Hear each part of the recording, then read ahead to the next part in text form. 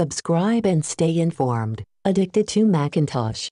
Hi, I will show you how to use low data or Wi-Fi only in Netflix on Android. If you want to limit or restrict the amount of data that is used by streaming Netflix content on your phone, here is how to set it up. First, launch the Netflix app.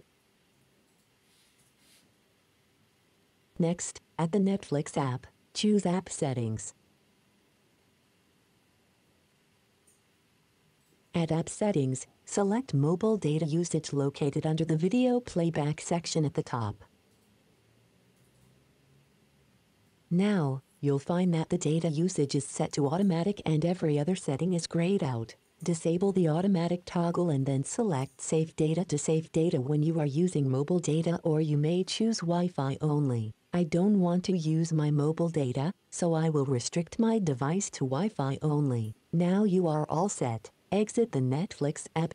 It's that simple. Hope you enjoyed this video. Have a nice day. Subscribe and stay informed. Addicted to Macintosh.